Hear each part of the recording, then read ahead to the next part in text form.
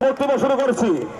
আরো গভীর শ্রদ্ধাভরে স্মরণ করি 2009 সালের 25 এবং 26 ফেব্রুয়ারি তথাকথিত পিলখানায় বিডিআর বিদ্রোহের নামে তৎকালীন স্বৈরাচার সরকার পরিকল্পিতভাবে 57 জন সেনা কর্মকর্তা, 13 জন শহীদ বীর বিডিআর সৈনিক এবং সাধারণ 4 জন সদস্য সহ মোট 74 জনকে নির্মমভাবে হত্যা করেছিলেন। আমি তাদের রুহের মাগফিরাত কামনা করি। সংগ্রামী সাথী বন্ধুরা, আমি লম্বা করব না। এই দীর্ঘ 16 বছর এই ফ্যাসিস্ট সরকারের এই প্রহসনের মামলায় আমরা অভিযুক্ত হয়ে প্রায় 18,000-এর মতো বিডিআর, নিরীহ বিডিআর বিভিন্ন মেয়াদে সাজা খেটে জেল খেটে আজ আমরা মানবতর জীবন যাপন করছি। যেহেতু অনেক বক্তা আছে, আমি শুধু সরকারের কাছে বিনয়ের সাথে 3টি বক্তব্য, 3টি দাবি তুলে ধরতে চাই। আমি 3টি দাবির পিছনে আমি যুক্তি ধরতে চাই। প্রথম দাবি হলো, যারা আমাদের সাথী ভাইয়েরা জেলখানায় বন্দী আছে সকলকে মুক্তি দিতে হবে। কেন মুক্তি দিতে হবে?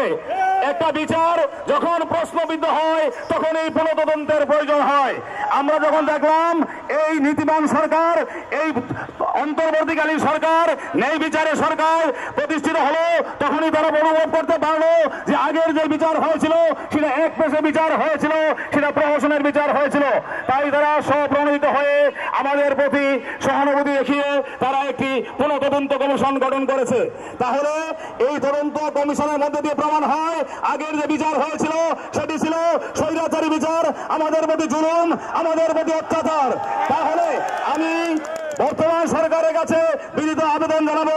আমার প্রথম দাবি এক, যেহেতু আগের মামলাটি, আগের বিচারটি প্রশ্নবিদ্ধ, তাই আমার সকল সাথী ভাইকে জেল থেকে মুক্তি দিন। প্রয়োজনে আমরা আপনাদের কাছে আমরা করোনা চাই না, আমরা সঠিক বিচার চাই।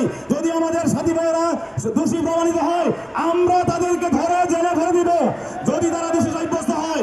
আর যদি দোষী সাব্যস্ত না হয় তাদেরকে আপনারা আগামী 9 তারিখ কালকে যে কোর্ট আছে সকল বিডিআর সদস্যকে মুক্তি দিন। প্রথম দাবি।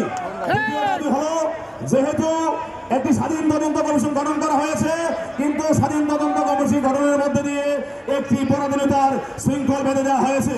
সেখানে বলা হয়েছে অভিযুক্ত যারা আছেন তাদের দায় এবং সাজা অক্ষুণ্ণ রেখে তদন্ত হবে। তাহলে কিভাবে স্বাধীন তদন্ত কমিশন হলো?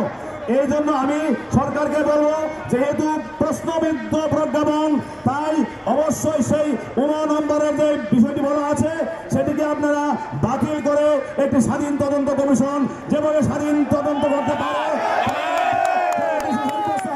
আমরা তাদের কঠিন শাস্তি চাই। কিন্তু যারা নিরপরাধ আছে তাদেরকে অবশ্যই জেলখানা থেকে দ্রুত মুক্তি দিতে হবে। আর তৃতীয় পয়েন্ট আমার, যেহেতু আরেকটি মামলা আছে, 2টি মামলার তদন্ত চলমান, আরেকটি মামলা আছে বিশেষ আদালত। আমি বলতে চাই, বর্তমান বাংলাদেশের সংবিধানে বলা আছে যখন ঘটনা সংঘটিত হবে তার পূর্বের আইনে বিচার করা হবে। কিন্তু এই ফ্যাসিস্ট সরকার আমাদের যে বিশেষ আইনে মামলাটি বিচারিক আদালতে নিয়েছেন, আমাদের শাস্তি দিয়েছেন, সেটি এই ঘটনা সংঘটিত হওয়ার পরে তাদের উদ্দেশ্য চিরকার্য করার জন্য, ক্ষমতা চিরস্থায়ী করার জন্য, এই বিডিআরের মেরুদণ্ড ভেঙে দেওয়ার জন্য পরবর্তীতে তাদের সুবিধা মতো আইন করে আমাদের হাজার হাজার বিডিআরকে চাকরিচ্যুত করে জেলে বন্দী করেছে। আজ আমরা মানবতার জীবন যাপন করছি।